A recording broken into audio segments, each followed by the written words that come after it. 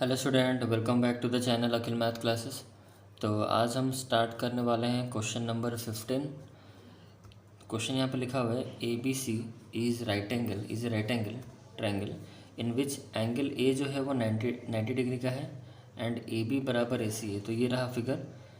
तो मैंने पहले से यहाँ पे गिवन टू फाइंड यहाँ पर लिख के रखा हुआ है। ए बी सी आपका एक राइट एंगल ट्रायंगल है, राइट एंगल एट ए जगह पे राइट एंगल है। और यहाँ पर क्वेश्चन में गिवन है ए बी बराबर ए सी, मतलब ए बी जो है वो ए सी के बराबर है। तो हमें क्या फाइंड करना है? हमें फाइंड करना है एंगल बी और एंगल सी की वैल्यू हमें फाइंड आउट करनी है। तो कुछ भी नहीं, बहुत ईजी है, देखो सिंपल सा है। तो हमें एक राइट एंगल ट्रायंगल गिवन है, यहाँ पर दो साइड गिवन है। तो ये दो साइड अगर इक्वल होते हैं तो इनके ऑपोजिट में जो दो एंगल होंगे, ए बी की साइड के ऑपोजिट में कौन सा एंगल है? सी है। और एक जो इक्वल साइड हमारा ए सी था, तो ए सी के ऑपोजिट में कौन सा एंगल है? एंगल बी है। तो ये एंगल बी बराबर एंगल सी होगा। That is the isosceles triangle property. तो आइसोस्केलेस ट्रायंगल प्रॉपर्टी का यही होता है कि angles opposite to the equal sides are equal. तो बस हम वही लिखने वाले हैं। तो यहाँ पर हम लिख दूंगा सोल्यूशन। तो सबसे पहले हम लिखेंगे ट्रायंगल का नाम, in triangle A B C. Simple सा सवाल है, इन ट्रायंगल ए बी सी। ठीक है। एंगल ए की वैल्यू तो हमें पता ही है 90 डिग्री है, जो कि हमें गिवन है। ओके नाउ तो हम यहाँ पे लिखेंगे ए बी बराबर ए सी, जो कि क्वेश्चन में गिवन है। ए बी बराबर ए सी क्वेश्चन में गिवन है। तो ए बी के ऑपोजिट में कौन सा साइड है, जो सॉरी कौन सा एंगल है? ए बी साइड का ऑपोजिट में एंगल सी है। तो हम यहाँ पे लिखेंगे एंगल सी बराबर, और ए सी का ऑपोजिट में कौन सा एंगल है? Angle B. तो एंगल सी बराबर एंगल बी। यहाँ पर आपको पूरा रूल लिखना पड़ेगा। Angles opposite to the equal sides are equal. Angles opposite to the equal sides are equal. Angles opposite to the equal side.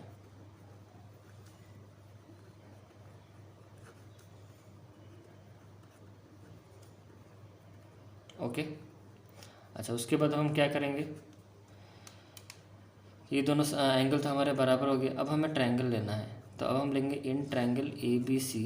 तो ट्रायंगल जो हमारा ए बी सी जो है, इसके कितने एंगल्स है? 3 एंगल्स। तो angle A plus angle B plus angle C equal to 180 degree. ये तीनों एंगल मिला के कितना हुआ? 180 डिग्री। तो हमें पता है एंगल सी जो है एंगल बी वही है। तो एंगल ए की जगह तो 90 डिग्री लिखोगे, क्वेश्चन में गिवन है। ओके, और एंगल जो बी है, बी जो है सी भी वही है। तो हम एक काम करेंगे, ये जो बी है ना, उसके जगह बी को बी ही रखो और सी की जगह बी लिख दो, इक्वल टू 180 डिग्री। तो ये हो गया आपका 90 degree plus 2 times of angle B equal to 180 degree. तो उसके बाद क्या होगा? 2 times of angle B equal to 180 degree minus 90 degree. तो ये आपका कितना हो गया? एंगल बी इक्वल टू, तब कितना हो जाएगा? 2 टाइम्स ऑफ एंगल बी। इसको पहले सॉल्व करते हैं। 90 डिग्री, दैट इम्प्लाइज सिर्फ एंगल बी जो होगा वो कितना डिग्री का होगा? 90 divide by 2, that is angle B हमारा हो गया 45 डिग्री। तो एंगल बी अगर 45 डिग्री का है तो एंगल हमारा सी भी होगा 45 degree, because they both are equal. Reason लिख देना कि एंगल बी बराबर है एंगल सी के साथ, इसलिए एंगल सी भी हमारा क्या हुआ? 45 डिग्री। ओके, यहाँ तक चीज़ें समझ में आ रही है? ओके, आगे बढ़ते हैं।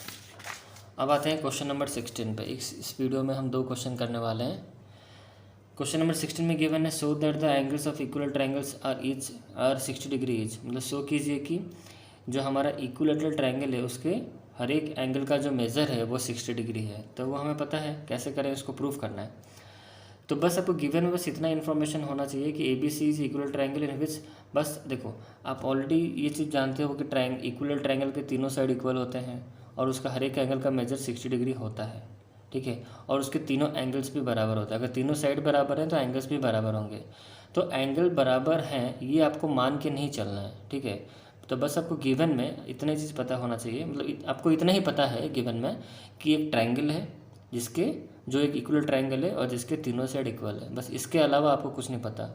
आप गिवन में ये चीज़ ऐड मत कर देना कि हमें तीनों साइड तो इक्वल है ही, हमें तीनों एंगल भी इक्वल है, ये भी हमें गिवन में लिखना चाहिए। बट आप नहीं लिखोगे, सिर्फ आप लिखोगे क्या कि भाई A B C equal triangle है जिसमें तीनों साइड बराबर है और जो तीनों एंगल इक्वल हैं और वो तीनों एंगल का मेजर 60 डिग्री है। ये दो चीज़ें आपको प्रूफ करनी है।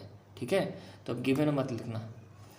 तो हमें प्रूफ क्या करना है? पहले हम दिखाएंगे कि भाई इक्विलेटरल ट्रायंगल के तीनों एंगल बराबर होते हैं। फिर हम दिखाएंगे कि तीनों एंगल का मेजर, मतलब ईच एंगल का मेजर जो होता है, तीनों एंगल बराबर होते हैं, ये दिखाएंगे पहले। दूसरा दिखाएंगे कि ईच एंगल का मेजर जो होता है वो 60 डिग्री होता है। ओके, तो पहले हम दिखाते हैं तीनों एंगल का मेजर सेम है। तो पहले देख लो कैसे करेंगे, लॉजिक समझ लो पहले। तो हम क्वेश्चन को ऐसे सॉल्व करने वाले हैं। देखो ABC हमारा इक्वल ट्रायंगल है, AB बराबर BC बराबर AD, ये तीनों साइड हमारे बराबर है। अब एक चीज़ समझो, अब ये ट्रायंगल ABC को देखो, ये जो AB साइड है ये तो बराबर है AC के साथ, सिर्फ दो साइड को देखो, अभी ये दोनों साइड आपस में बराबर है। तो अगर ये दो साइड बराबर हैं, मतलब हम क्या समझ रहे हैं कि भाई एक ट्रायंगल ABC है जिसके ये दो साइड हमारे इक्वल हैं। तो अगर ये दो साइड इक्वल हैं तो क्या ये आइसोस्केलेस ट्रायंगल, बस इतना, बस इसको भूल जाओ। अगर ये दो साइड इक्वल हैं तो क्या ये दोनों एंगल इक्वल नहीं होंगे? Angles opposite to the equal side isosceles triangle का प्रॉपर्टी है। तो ये एंगल बराबर हो गया इसके साथ। इन दोनों को लेके मैंने ये दिखा दिया कि ये दोनों बराबर है इसके साथ। फिर एक काम करोगे, AB और BC को ले लोगे, तो ये दो साइड इक्वल है, इसका मतलब ये दोनों एंगल्स इक्वल होंगे। फिर उसके बाद ये दो साइड को ले लोगे तो ये एंगल बराबर हो गया इसके साथ। तो इससे ये एक प्रूफ हुआ कि ये तीनों एंगल आपस में क्या है, बराबर है। तो कैसे करें उसको? तो पहले आपको यहाँ पर ऐसे लिखना पड़ेगा, इन ट्रायंगल पर ऐसे लिखो, इन ट्रायंगल ABC, पहले ये ले लो, इन ट्रायंगल ABC में क्या है, देखो ध्यान से। इन ट्रायंगल ABC में हम लेते हैं कि AB जो है वो बराबर, एक काम कर नंबरिंग ले लो, इसका एंगल 1 ले लो, इसका एंगल 2 ले लो, इसका एंगल 3 ले लो। इन ट्रायंगल ABC हम अभी ये दिखा रहे हैं कि AB बराबर जो है वो AC के साथ इक्वल है। AB जो है वो AC के साथ बराबर है, यहाँ पर साइड में लिख दो गिवन। जब तीनों साइड इक्वल हैं तो ये दो साइड तो इक्वल हम लिख ही सकते हैं कि AB बराबर AC के साथ। अगर AB बराबर है AC के साथ इन ट्रायंगल ABC में, तो इसके ऑपोजिट में जो एंगल होगा, तो AB साइड का ऑपोजिट में कौन सा एंगल है, एंगल 3 है, तो यहाँ पर लिख दो एंगल 3। और साइड AC के ऑपोजिट में कौन सा एंगल है, एंगल 2, तो एंगल 3 बराबर एंगल 2, इसको इक्वेशन 1 ले लो। फिर वही ट्रायंगल हम करेंगे, ऐसा नहीं कि ट्रायंगल चेंज हो जाएगा, बस इसका नेमिंग थोड़ा चेंज कर देंगे, ठीक है। ABC हो गया, अब हम लेंगे वही, अब लेंगे ट्रायंगल, अब इसको इन दोनों साइड को हमने लिया, एक ही, आप चाहो तो बच्चों एक ही ट्रायंगल का नाम लिख सकते हो, आप देन करके लिख दो, नहीं तो देन ऐसे करके लिख दो कि देन, ट्रायंगल तो वही एक ही है ना, देन, या फिर नाव लिखो, देन रहने दो, नाव लिखो, नाव AB बराबर AC होगा। भाई AB बराबर BC करते हैं, नाव AB बराबर AC, ये भी हमें क्वेश्चन में गिवन है, ये भी हमें क्वेश्चन में गिवन है। तो AB बराबर AC, जो क्या लिखा मैंने, सॉरी, AB बराबर AC तो लिख दिया था ना, सॉरी, AB बराबर BC लेंगे ना, इसको B कर दो। अब हम इसको लेने वाले हैं, AB बराबर BC, ये भी तो बराबर है ना, ये भी तो गिवन है कि भाई ये इक्वल है हमारा। तो AB बराबर BC, तो AB का ऑपोजिट में कौन है, 3 है, तो एंगल 3 बराबर, और BC का ऑपोजिट में कौन है, एंगल 1 है, तो मैं एंगल 3 बराबर एंगल 1 लिख दिया। तो ये है आपका इक्वेशन नंबर 2, ठीक है। नाउ या फिर देन लिखो, अब यहाँ पर देन लिख सकते हो, देन इसको क्या कर रहे हैं हम, देन हम पकड़ रहे हैं AB, इस पहले हमने क्या किया, देखो AB बराबर AC किया, हमने निकाला, फिर उसको AB को BC से किया कंपेयर, अब BC को AC से फिर करेंगे, BC को AC से, then BC is equal to AC, ये हमें पता है, ये भी क्वेश्चन में हमें गिवन था। तो BC का ऑपोजिट में कौन है, एंगल 1 है, तो एंगल 1 बराबर, अब AC का ऑपोजिट में कौन है, BC में तो 1 था, AC का ऑपोजिट में है हमारा एंगल 2, तो ये भी हम यहाँ पर रीजन लिख देंगे, इक्वेशन नंबर 3 लिख दो। तो पहले हमने क्या किया, AB बराबर AC किया, इससे हमें एंगल 3 बराबर एंगल 2 मिला, पर इसको हमने इसके इक्वल किया था, जो मतलब इक्वल था ही पहले से, इसके हमने कंपेयर किया, तो हमें ये मिला कि ये 3 1 के साथ इक्वल है, उसको तो हमने इसको और इसको कंपेयर किया, तो 2 बराबर एंगल 1 मिला। समझ में आ गया? ओके, तो ये तीनों इक्वेशन से आपको क्या मतलब क्या समझ में आता है, तो from 1 to 3, from equation 1 to 3, ये तीनों इक्वेशन से हमें ये मिलता है क्या, कि एंगल 1 बराबर 2 बराबर 3, ये हमें मिला। इसको इक्वेशन 4 दे दो, समझ में आ गया। अब हम क्या करेंगे, अब हम ट्रायंगल लेंगे, हम तीनों एंगल 1 एंगल 2 एंगल 3 तीनों के इक्वल दिखा दिए। अब हर एक, अब ईच एंगल का वैल्यू हम निकालेंगे, तो अब हम ट्रायंगल ले लेंगे, in triangle ABC, in triangle ABC हमें पता है तीनों एंगल का जो सम होता है वो 180 डिग्री होता है, it is angle sum property of triangle. यहाँ पर रीजन लिख देना बच्चों, मैं अब लिख जगह नहीं आ रहा है, अब यहाँ पर लिखना बहुत ज़रूरी है, angle sum property of triangle यहाँ पर लिखना पड़ेगा ब्रैकेट में, और यहाँ पर भी जो मैंने छोड़ा यहाँ पर आप लिख देना एंगल 3 जो बराबर एंगल 2 हुआ, यहाँ आपको रीज़न लिखना पड़ेगा। क्या लिखना पड़ेगा भाई? Angles opposite to the equal sides are equal. यहाँ पर भी आपको रीज़न लिखना पड़ेगा भाई। एक बार लिख देना, उसके बाद से यहाँ पर डबल डैश ऐसे करके दे देना, यहाँ पर भी रीज़न लिखना पड़ेगा आपको। ठीक है, समझ में आया? याद करके रीज़न लिखना, ऐसा नहीं सर नहीं लिखे हैं तो आप भी नहीं लिखोगे। Reason is must. तो angle A plus angle B plus angle C equal to 100 degree. Angle sum property of triangle यहाँ पर लिख देना साइड में। एंगल जो ए बोल रहे हैं उसको हम चाहे तो एंगल 1, एंगल 2 और एंगल 3 भी लिख सकते हैं, क्योंकि एंगल ए बी सी कहना जो angle 1 plus angle 2 plus angle 3 भी, इसका मतलब ही वही होता है। ठीक है, तो अब मुझे पता है ये तीनों एंगल्स आपस में बराबर हैं। ठीक है, तो एंगल 1 को वैसे लिखो, एंगल 2 की जगह भी 1 लिख सकता हूँ मैं। ठीक है, लिख सकता हूँ कि नहीं? प्लस एंगल 3 की जगह भी मैं 1 लिख सकता हूँ, इक्वल टू 180 डिग्री। तो कितनी बार यहाँ पर एंगल 1 हो गया? 3 times of angle 1 equal to 180 degree. तो एंगल 1 की वैल्यू कितनी होगी? 180 डिग्री डिवाइड बाई 3।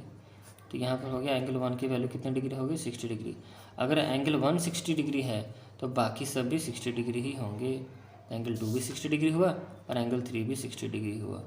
ठीक है, आप यहाँ पर रीज़न लिख दो कि एंगल 1 जो है, एंगल 2 जो है, एंगल 3 है, सब बराबर है। ये अब रीज़न लिख देना कि ये तीनों बराबर, इसलिए मैंने यहाँ 60 लिखा।